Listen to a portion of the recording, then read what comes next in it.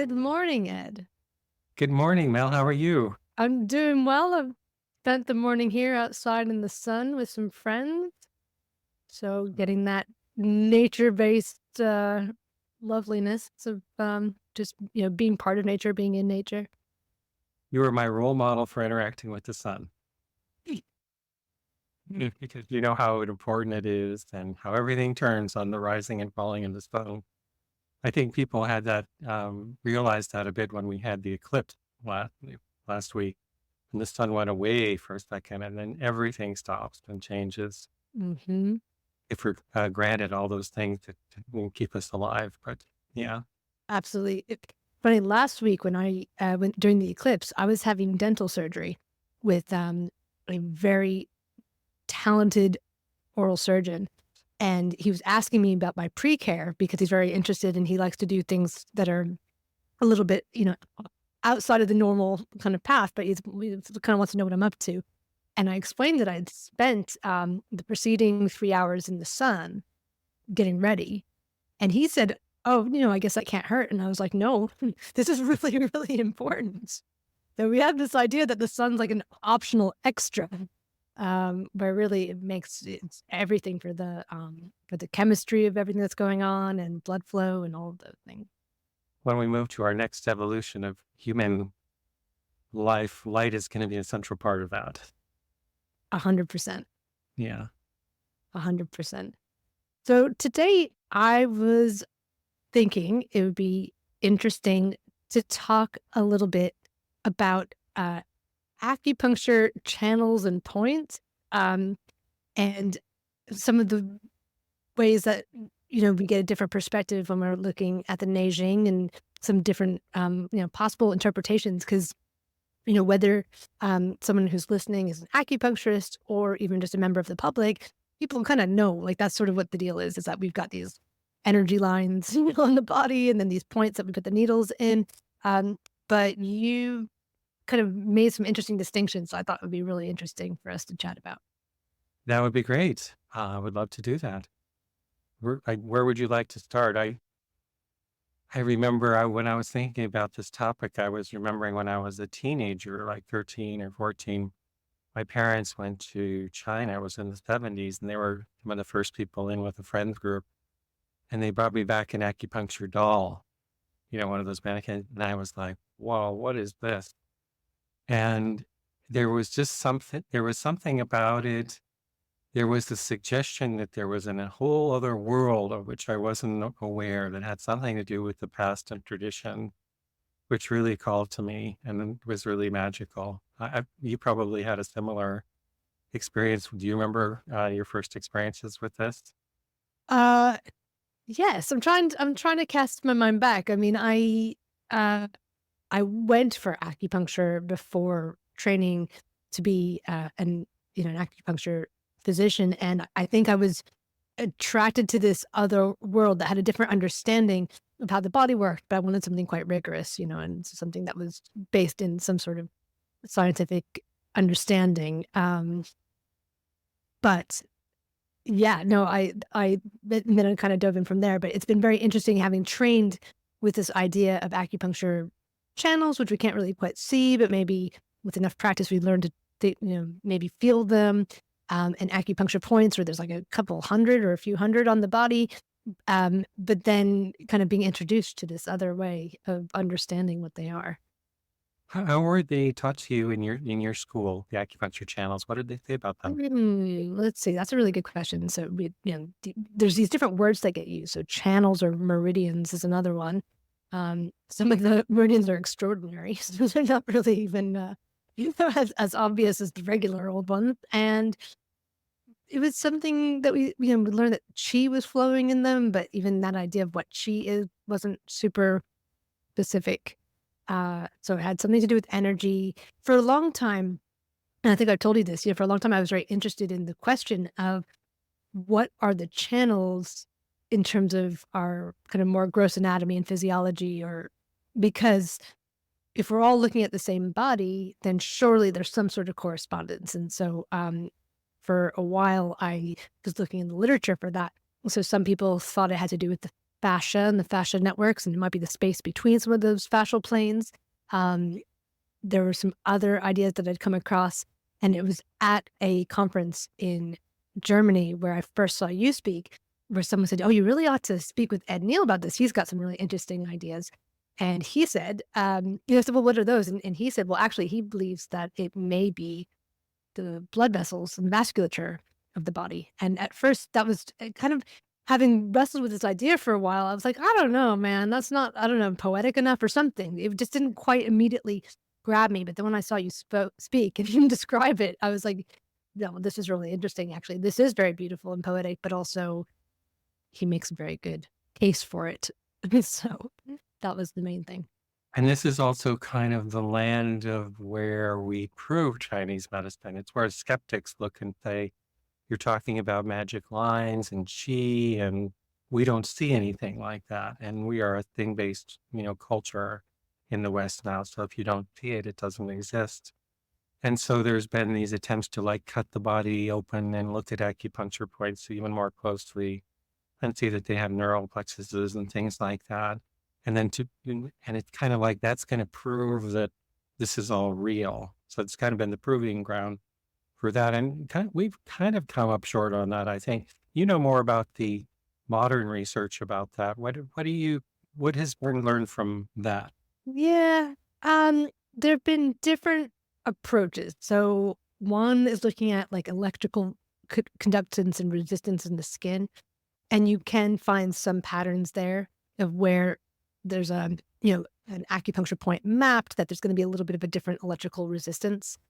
More on the chemical side, looking at some of the chemical effects of acupuncture needling, there has been shown to be a a delineation where there's a release of ATP, which breaks down into adenosine, which I think is probably the alpha and omega of the chemistry side of things. And so if you're looking at an acupuncture point, that happens. If you're looking at a non-acupuncture point, then that's not going to happen as much. So, but a lot of people, because like you say, people are focused on things. And so they're focusing on what they can dissect and what they can see and what they can hold. And there have been, increasing, good attempts to look at it more from like an electrophysiology perspective. Like we can't see electricity, but we can see that our light turns on and we can measure electricity and we know that it exists and we know that the body runs on electricity. And so maybe it makes more sense to use that lens. So I've seen, um, better approaches there. There was one pet theory for a long time called, I'm gonna butcher this. So anyone watching this is gonna go, oh, she got it wrong. It's like the Jongban ducks or something like this. It was a Korean researcher who found some sort of like microstructure that was meant to be the definitive correlate for acupuncture points. But I think that that has also been, not repeated and not corroborated. So people have tried over the years using these different lenses. But one thing that I've discovered from reading a lot of literature is that we have this idea that we try to go into doing research with a fresh mind without our assumptions and try to make it really controlled so that what we're seeing is only the reality. But what becomes increasingly clear the more you read is that it, your worldview is already separating the world into things and that you've already have a lot of assumptions and biases before you go in. And the kind of crux is that if we want to understand how things work, we need to understand first principles and nature's first principles. And you don't discover those by doing controlled studies.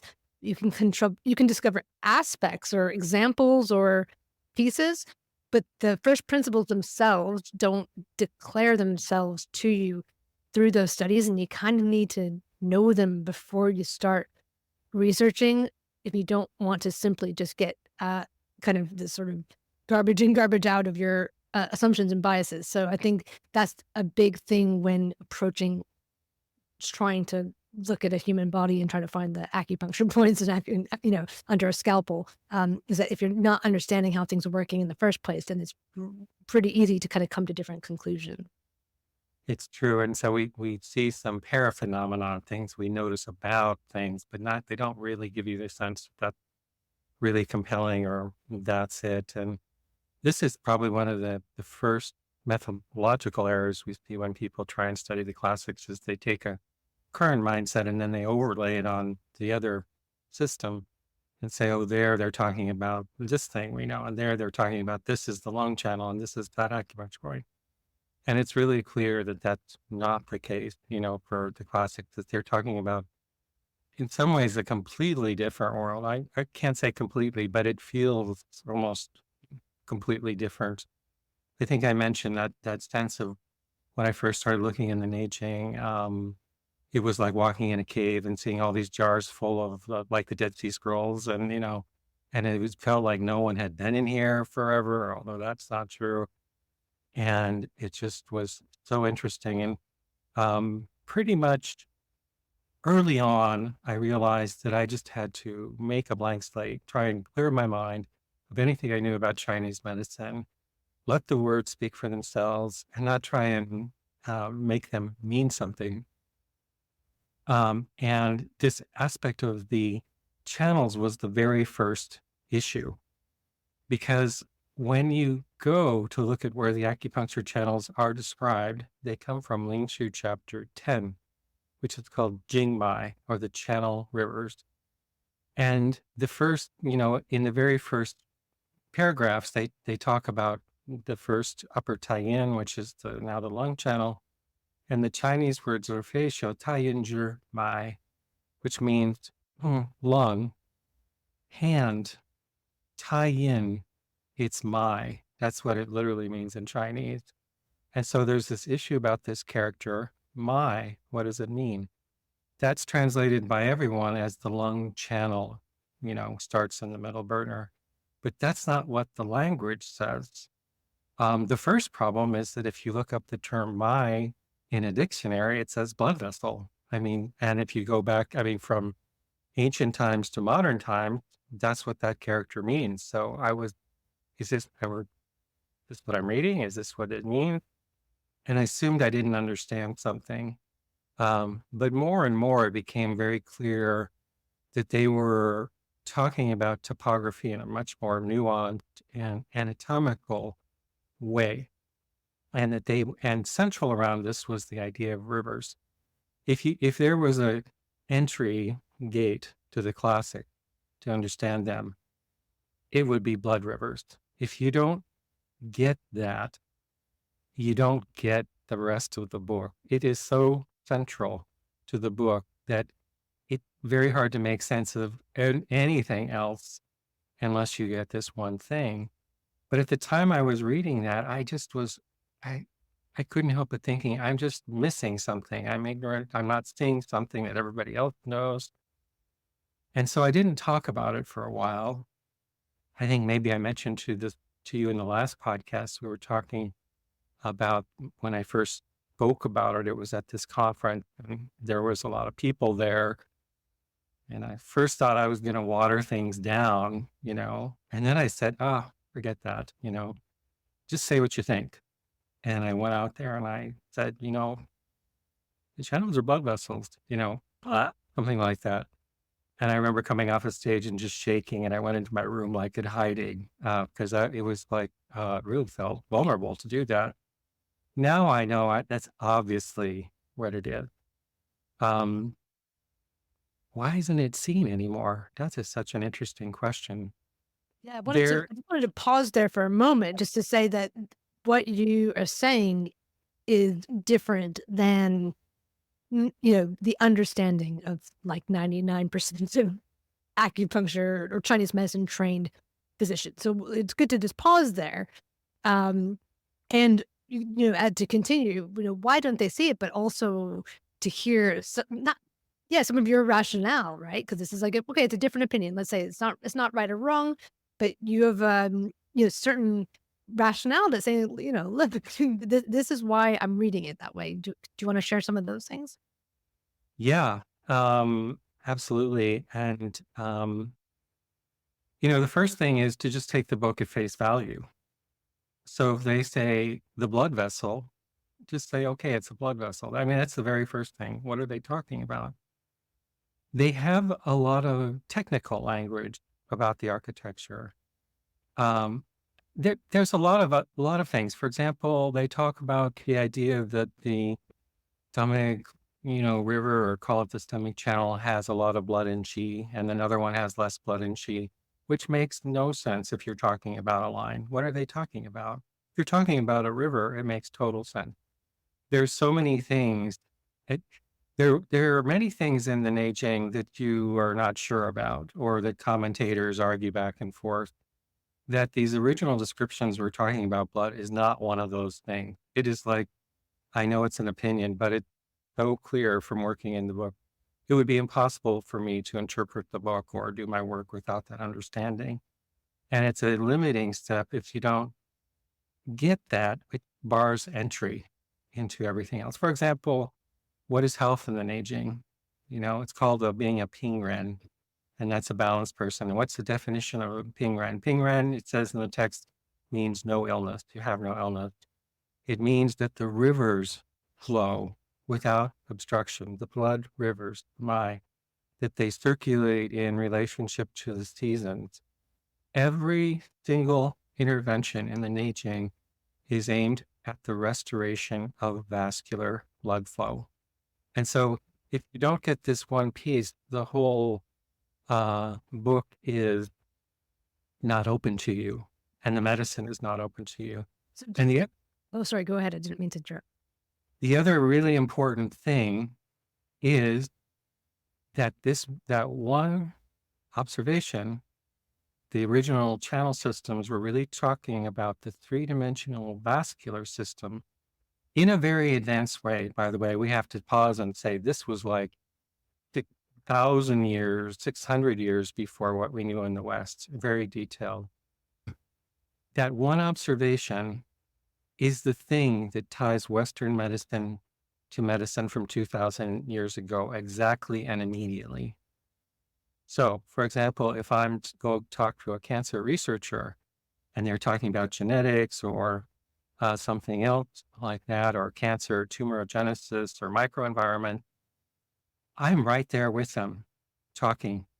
I'm coming at it from a nature-based perspective that these are blood rivers and, et cetera, et cetera.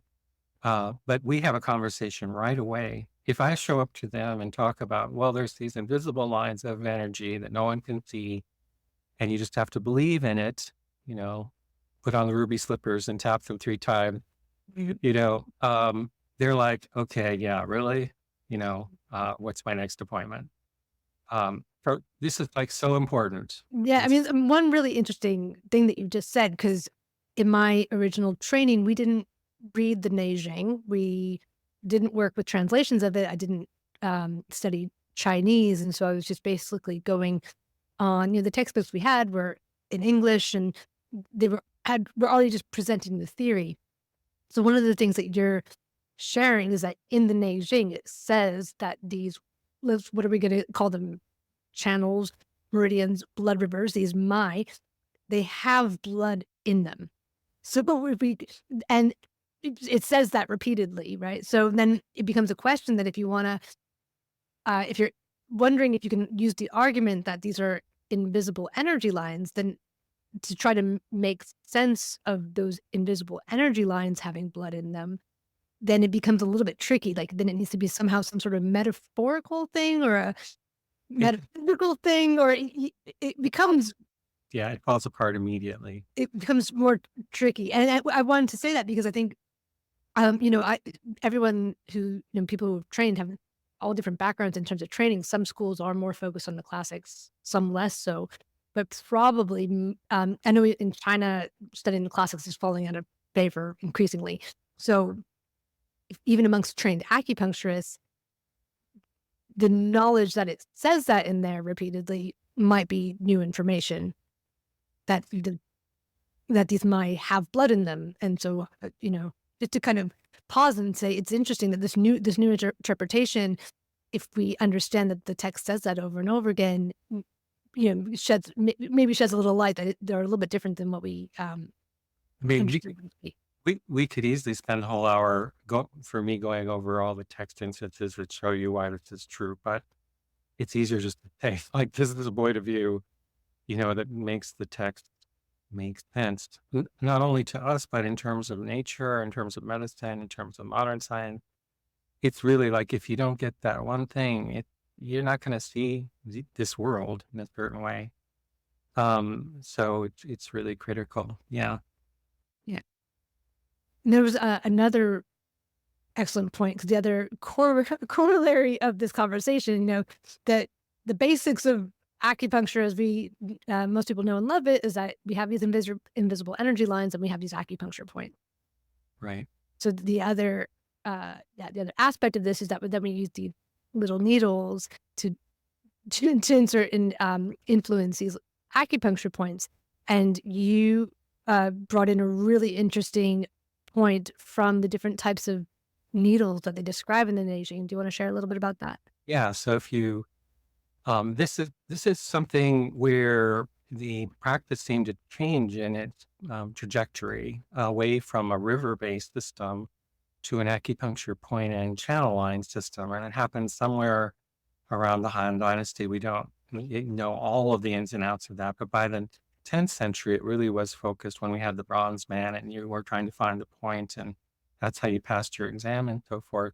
And then it evolved into modern times where the point is pretty much like a medication, like this one's good for headache and this one's good for irritable bowel syndrome.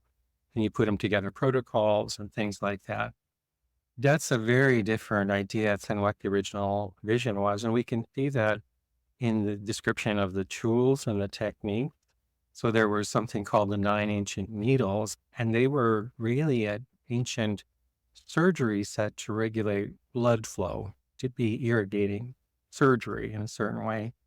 And if we look at the techniques that are discussed in the Ling Shu, which there are 26 main ones, the interesting thing is that they don't talk about points.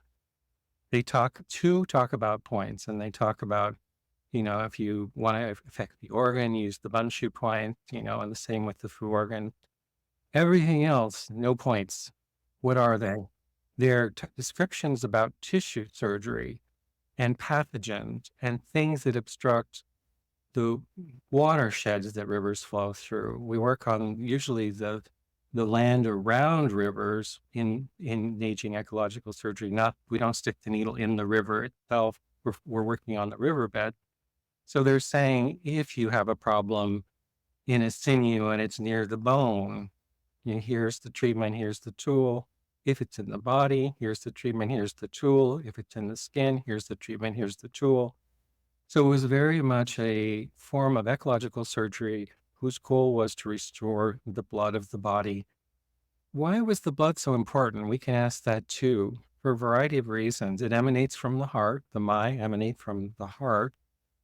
And they carry the nourishment all around, but they also carry this other important thing, which is light and Ming, which originates in the heart and it flows through the vascular rivers. And so when we're working on the tissue bed, we're trying to restore flow to blood to the tissue beds, not only for nourishment and circulation, but organization and biological coherence. So this whole system is based on blood, and really you don't get anywhere near it without that understanding. I remember, I'm trying to remember the progression of how I came to understand that. And it's not so straightforward to just say that this is all about blood vessels, because it is actually more nuanced and more sophisticated. For example, they have terms such as Jing and Lo. Jing, Lo, and Mai are the three terms that we use to describe the system. And Jing and Lo are what we call graining patterns. And graining patterns mean places where there are spaces in tissue where things can flow. And Jing patterns run vertically up and down, and Lo patterns move out to the side. And some of those Jing and Lo patterns have blood in them and some don't. And when they have blood in them, they're called Jing Mai or Lu Mai. It's very straightforward. And so there is a hierarchy and an understanding of how the body's formed around graining patterns, which is beautiful and sophisticated. And that's the basis of our anatomical understanding.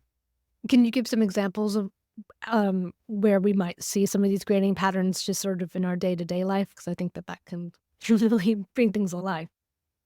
Well, in trees, you could see them in trees for sure. You know, there, if you cut a tree open and you see the xylem and the phloem, the fluid pathways, there's ones that go up and down, and they correspond to yin and yang pathways of circulation in the body.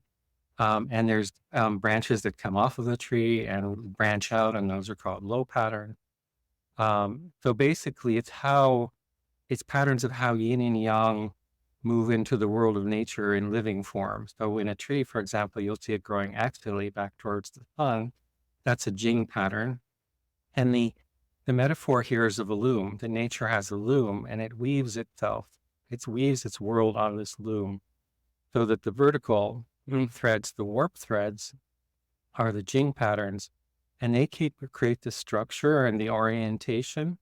And then the weft threads, the threads that give a carpeted texture and beauty, come out to the side, and those are called low patterns.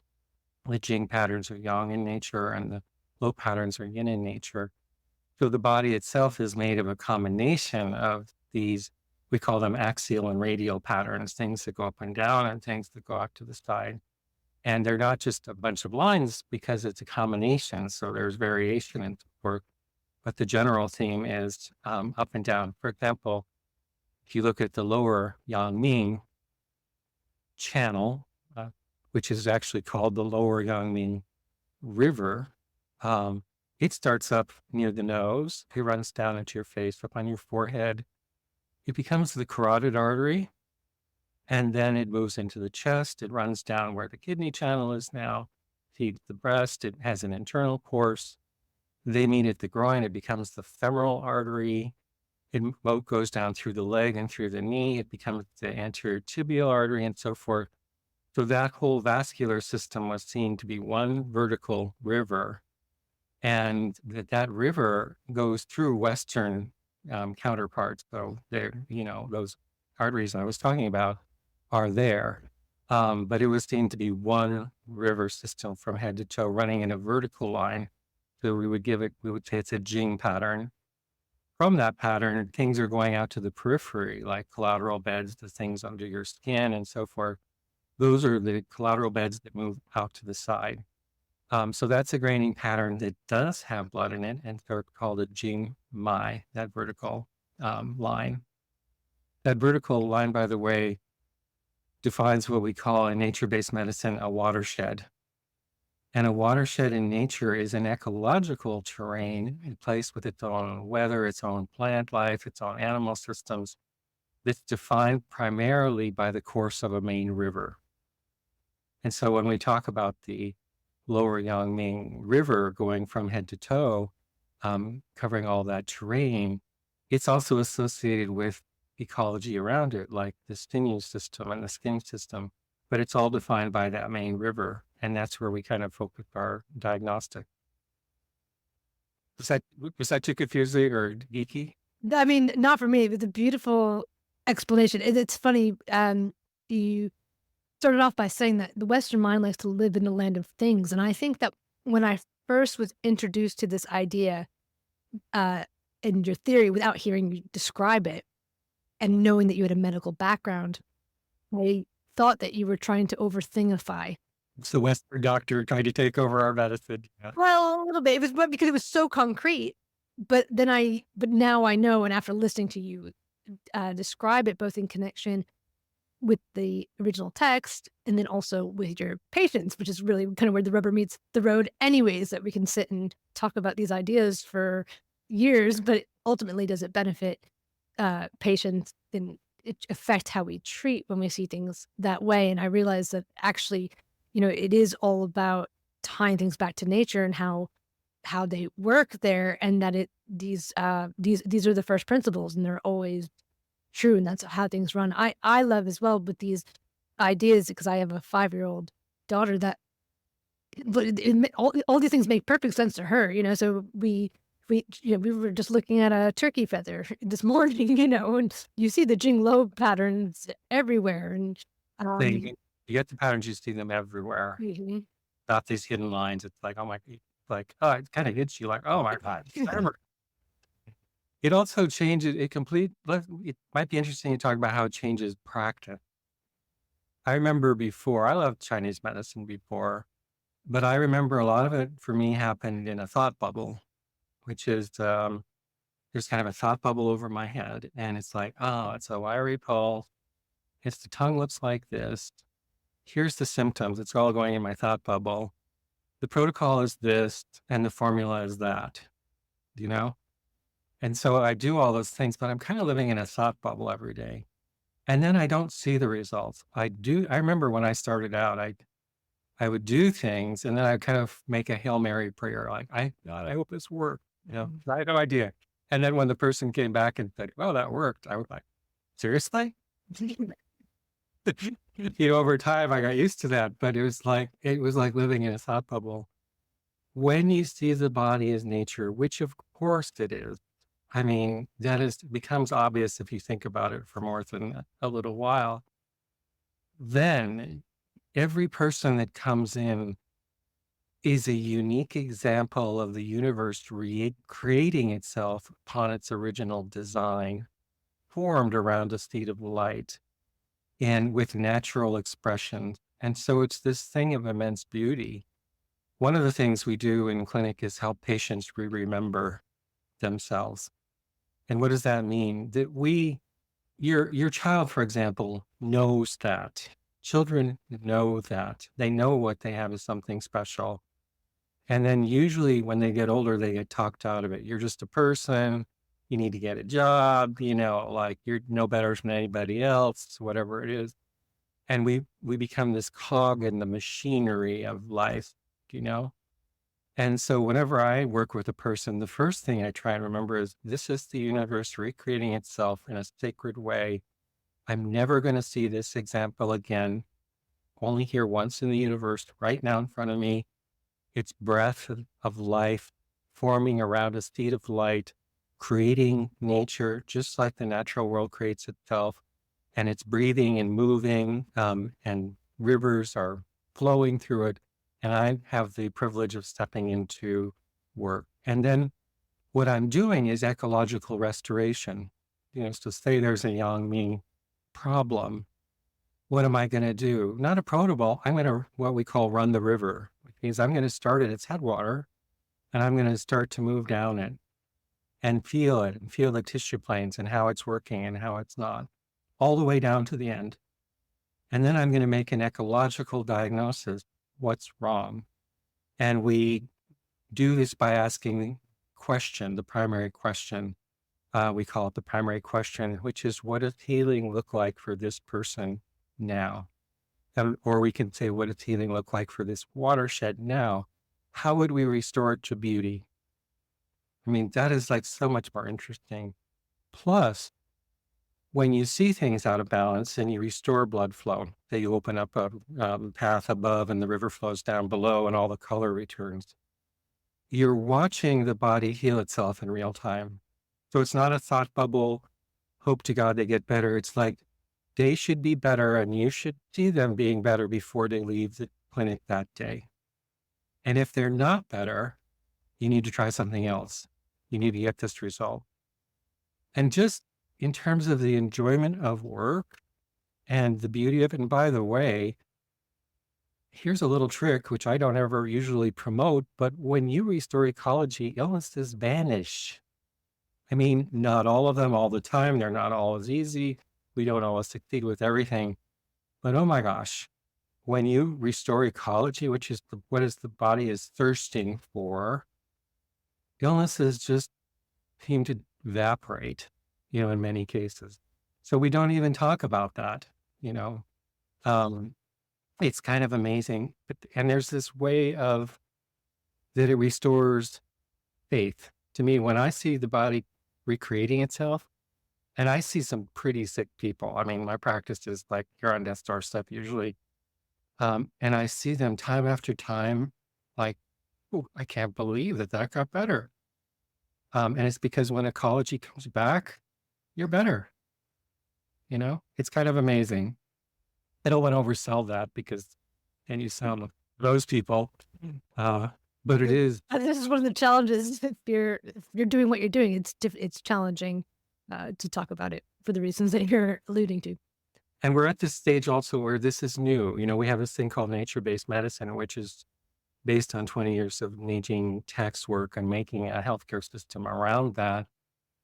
But we're at the stage now where we need to go out and treat a lot of people and have people examine it and see whether it's true and where it is true and where it's not true, and not just be dreamers about it. But it's kind of miraculous, I have to say. And it's, for example, it's given rise to whole new models of, for example, cancer care, where we have an approach now with cancer that our goal is not to limit blood flow, but to restore healthy blood flow to tumors. Mm. And do that, they seem to remake themselves upon the design of their original tissue plan. Which but, when you, describe that, because that's so counter to the, aims of the industrialized approach to cancer care, but that, from my perspective, is 100% consistent with an understanding of cancer according to the cell danger response, developed by Bob Navio. So, what you describe in terms of, cancer being tissue that's kind of like a lost child, that lost, the coherent template of what it should be doing is 100% consistent with, in terms of, the cell danger response, which is mainly a cellular model, is that cancer is the second step of cellular healing. So in the first step, there's a stressor, or an infection that the cell and the tissue needs to fight off. In the second step, we're basically replacing lost biomass. So if your liver got damaged, now it's going to regrow some liver.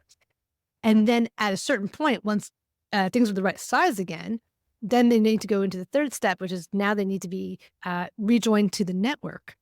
So the cancerous tissue is very much one's own tissue. It's not some foreign thing that's out to get you, but it's one's own tissue that's in the cell cycle trying to grow to it's running a program, which is the same program as when we started off small and became big. And it's running a program to replace tissue, and then it needs to then pick up the marching orders from the rest of the body and, start, in terms of coherence, like these involve, calcium waves that are going in a particular frequency that let the tissue know that it's part of a particular organ and then it needs to rejoin the network. So it's definitely consistent with, I would say, with kind of the more up-to-date models that are coming from a more biochemical and metabolomics perspective. Yeah, it's in traditional language, we'd say very similar thing. And we might say that the universe is motion, it's breath that moves in and out of form.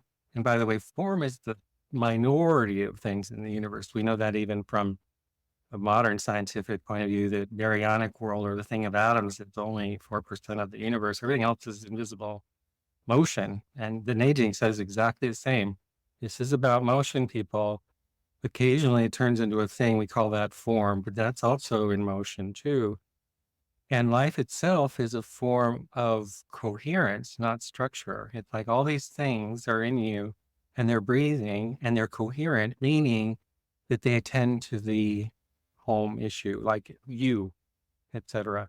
And how does a liver cell know how to function exactly as opposed to its next liver cell? And it does that because in three-dimensional space, there's a coherence of breath, media, and it runs back to the heart, where the central organizing pattern is in the traditional medicine. And in cancer, and so it's breathing. And breath, by the way, means in Chinese thinking, motion is not just motion, like kicking a ball. Every time something moves, it transforms. So it changes too. There's that aspect of motion. And so things are constantly breathing, moving, changing, and transforming, which, if they're in a healthy system, have a coherence around the center. And when the vascular system or the tissue planes go offline, and that coherence is lost, the tissue is still breathing and trying to change and transform, but it has no organizational language. So it looks like a tumor. It's like a mushroom or something. It's just like growing off in weird ways. And the organizing coherent in the traditional language is in the light. It comes from the heart that flows through the blood. And when we restore the blood, it goes, oh yeah, I'm a liver cell. I think maybe I mentioned this, but this was, by the way, very nerve-wracking for me because in the beginning, because I would see people who were very ill, multiple cancers, on hospice care, 6 weeks to live. Can you do anything? And cancers that look pretty mean, ugly. And you didn't want to give them any fuel at all, right? Because that would have been the end. And I remember the first few times so cautiously, so carefully, and explaining to people like, no, we don't know, but there's nothing else to do. Let's try it. And I remember the first times of promoting blood flow to one of those areas. Wow, was that nerve? That got me a little nervous. And then what I saw was everything got better. And I would see tumors reforming themselves into the architecture. This is really interesting. Like when you have surgery, how does your body put itself back together in order? That goes back to this idea of coherence. And I saw the tissue going back to not just that the tumor was going away, it was going back into what it looked like before. And I remember, maybe I mentioned this, but I called my friend up who's an oncologist in San Diego. I said, what's going on with the genetics and the biochemistry when tumors go back to normal tissue? And he says, that never happened. And that's kind of when I got chills and I realized, whoa, there's a lot here that we have in our tradition that can be used in Western medicine. But one thing that I think helpful to pause on there as well is that in industrial medicine and Western science, there's been a huge focus on genetics in terms of oncology, and that focus with the war on cancer and trillions of dollars spent since the 1970s has not borne fruit in many ways. And one thing that's really interesting here is that, just to pause, when scientists undertook and succeeded in the Human Genome Project, at that time they believed that once we had the full genetic sequence of the human genome, that would be the end of illness, that we would know everything that we needed to know, and then that would be done. And what many people kind of, it was tough to pause and think, is that the DNA, the genetic code, does not contain information about three-dimensional structure. Right. So a lot of people are aware that every one of your cells has the same genetic code. So your liver cell and your eye cell and your hair cell and your skin cell, they all have the same, I would say, like, book of information. They may be opened to different pages and expressing these different chemicals and proteins and making different things. But they're in that code, there is not a this way is up, this way is down, this is how big your liver should be, this is the size it should be on. That information's not in there. And that's, to me, not a small detail in terms of how to make a human. So if you have a story of how to make a human and you talk about, well, you have a fertilized egg and then it divides and divides and divides and it has these 23 chromosomes and voila, but you missed the part of like how to organize it in three-dimensional space. And we haven't even, gotten to anything particularly esoteric here. We're just still talking about form and structure. That's not a small detail to be missing. And it's really, I'm hearing, and my understanding as well, is that this is fairly central in part to the cancer story as well. It's huge. That's the $1 million question. And it's interesting when you look at modern medicine, it's doing so well in so many ways. We do know so many amazing things. And we get the sense that we kind of know most things, but if you want to advance medicine, one way is like to be in the current story and make a better chemotherapy drug that's more effective, less side effect. That's fine. But if you really want to change medicine, look at this story as a whole and see where are the big issues that we're not even talking about. And three-dimensional structure is one. So right now there is no language that Western medicine has about how the body organizes itself in three-dimensional space. It's not just that the cell knows how to become a liver cell, and by the way, that cell has a different job from the one next to it. It's slightly different, right? So all these cells are working together. That's the question. How do they do that? And it's not only that they do that, but that they can do it in changing environment. So when I get sick, all the requirements change. And when I go to Italy and eat different food, everything changes. And when I get older, everything changes. When I'm young, it's one way. When climate change changes, it changes all those things too. And so the body has to not only know what to become, but how to constantly change itself to keep this coherence we call life together. Um, and that happens through three-dimensional structure, most likely. And what does that mean? We call that a biotensegrity. It means that if you look at the connective tissue, which we think of as our muscles and our fascia, which is called sinews in the Neijing, there's also a micro connective tissue environment. There's microtubules in the cell, and there's cellular cytoskeleton, and they're all connected with their embedded matrices that they're in.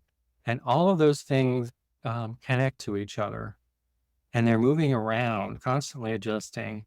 I have this ball on my desk that you won't be able to see in the audio part, but it's like this, it's like a ball that's breathing and it's all connected.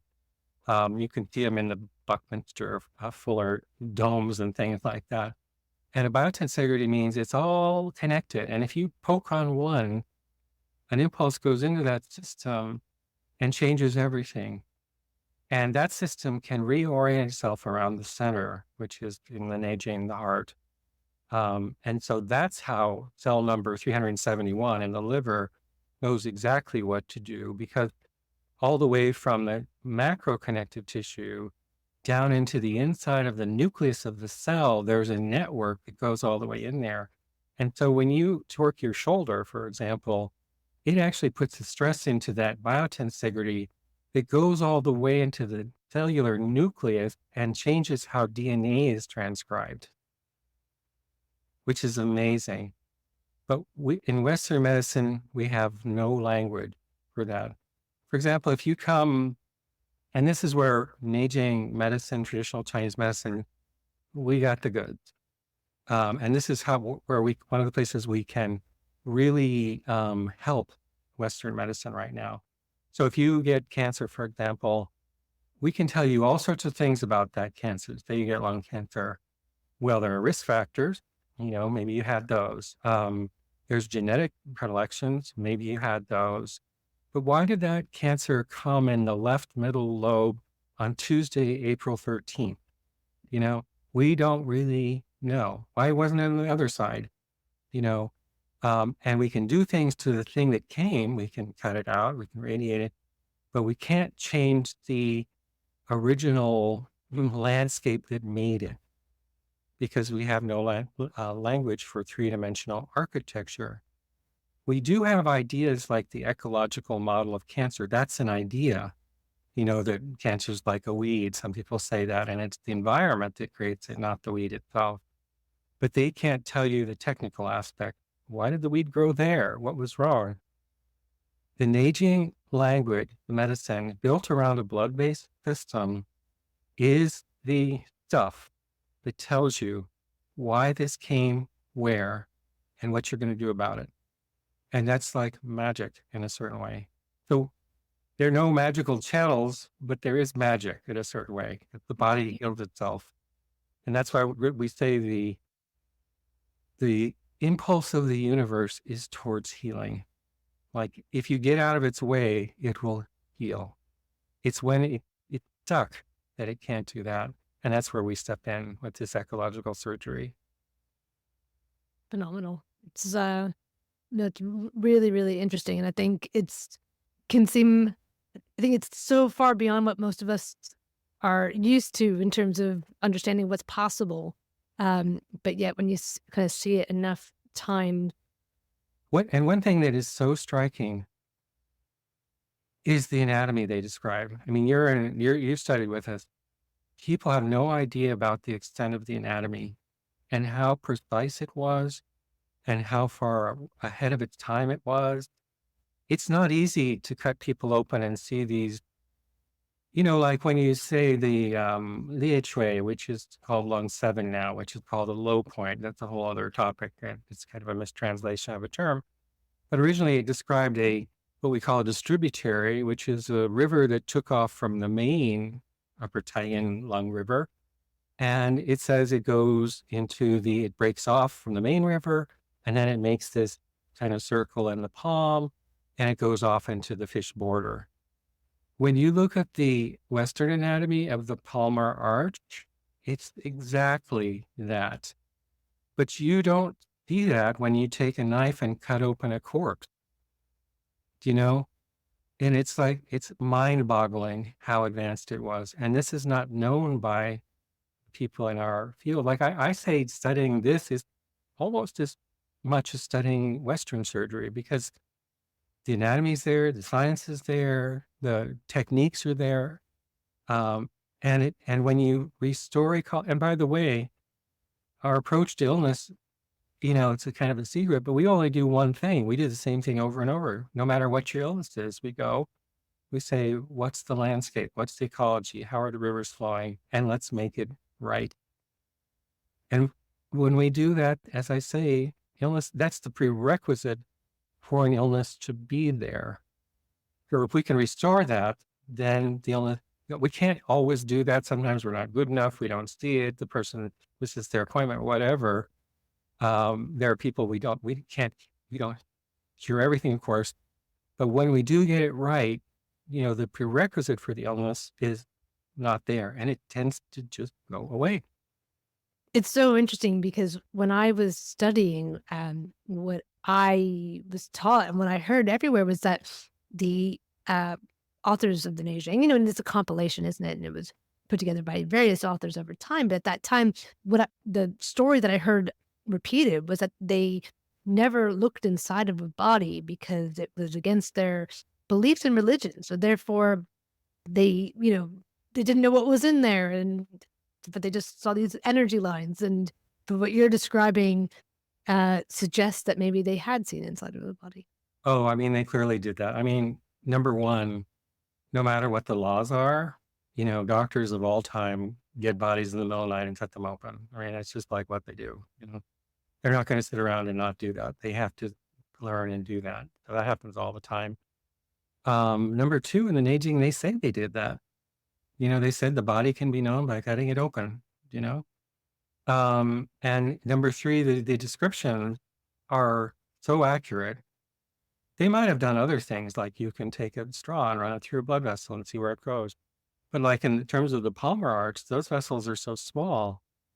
Wow. I'm not exactly sure how they did it all because it is mind blowing. We didn't even know that the heart circulated the blood until the 1600s.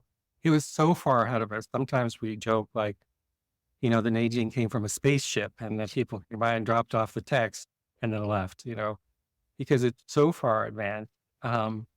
And it's beautiful. Also, I would say this, we didn't get time to talk about the points today. Maybe we should have a part 2 on this. I don't know. We can think That about sounds good. I think these ideas are, they're many things. They are beautiful and they're powerful, but I think, depending on whoever's listening, their point of entry into this wider topic is that they are very different from what's normally thought about these things.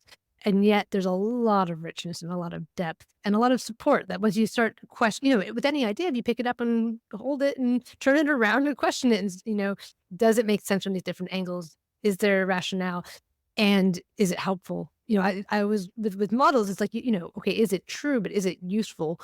And it really does pass all of these tests. So very interesting. Yes. And I think points is a whole another big topic. right. And I remember, and there's a reassuring quality when we call this nature-based medicine, and it is the fact that everything and an aspect of nature, and we come to see ourselves separate, and that's just a kind of a mass hallucination. Doesn't have much to do with reality, of course. I remember when I was translating these things, and you can always translate them a variety of ways, and I would look out my window.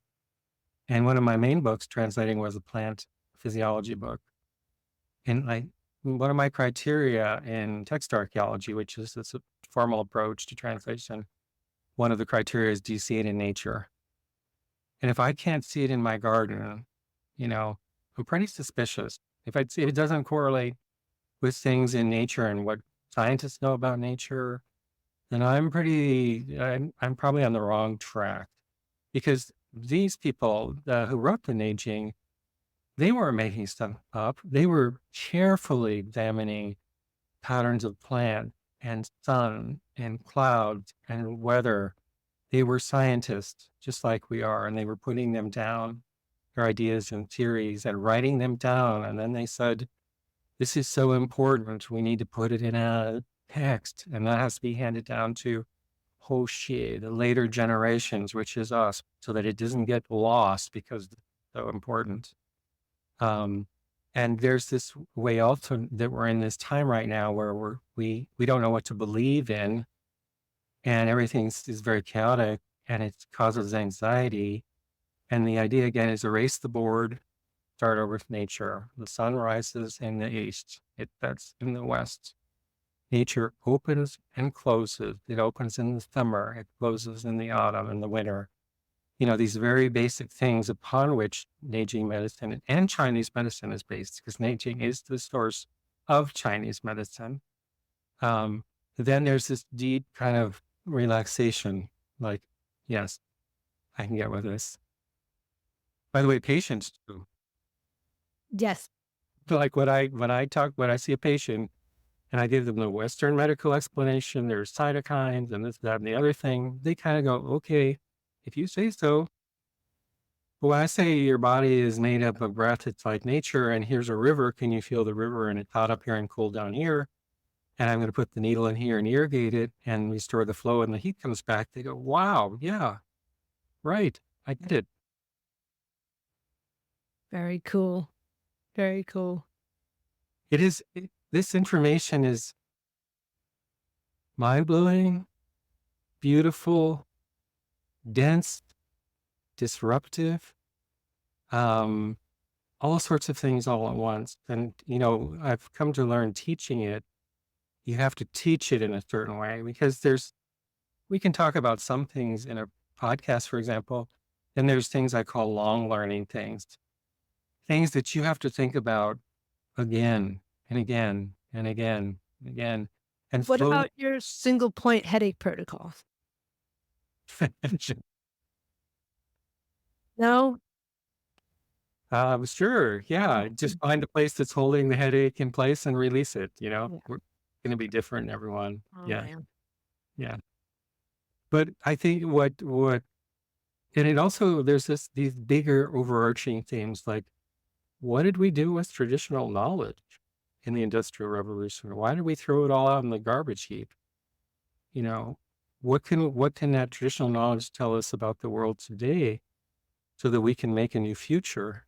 There's so many themes here of beauty and wisdom. It's a bit overwhelming, I have to tell you, sometimes. Well, I think these are ideas whose time I think has really come, and I think it has so many applications and so much promise. I do too, and I'm getting older, and I just I hope I could get it out before I get 14 or something. Well, Um, we'll keep irrigating your channels, Ed. oh, we're getting people like you and teachers trained, and people who can carry things on too. Well, Yeah. very cool. Well, I think maybe let's leave it here for this week, and then next time, why don't we jump into points and see what the All right. Neijing has to say about that? Another great ball of wax, ball of yard. Yeah. Fantastic. Well, thank you so much. I really enjoyed our conversation. You will. Take care.